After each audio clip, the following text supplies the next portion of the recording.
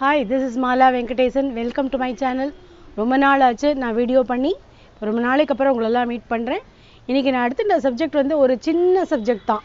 என்னென்னாக்கா இந்த shift cleaning லிக்விடை பற்றி very important நம்மளோட கிச்சன் அண்ட் டாய்லெட்ஸ்க்கு. நேற்றுக்கு ஃபஸ்ட் டைம் நான் வந்து போர்ஸ்லினில் ட்ரை பண்ணேன். இத்தனை நாள் ட்ரை பண்ணணும்னு நினச்சேன், பட் பண்ணலை. அங்கே போட்டோடனே ஃபஸ்ட்டு டாய்லெட்டுக்கும் அந்த டாய்லெட் மேலே இருக்கிற அந்த பாக்ஸ் ஃப்ளஷ்ஷுக்கும் அதுக்கப்புறம் வாஷ் பேசின் அது எல்லாத்துக்கும் ஜஸ்ட் ஒரு ஃபியூ ட்ராப்ஸ் போட்டு தண்ணியே தெளிக்க வேண்டாம்.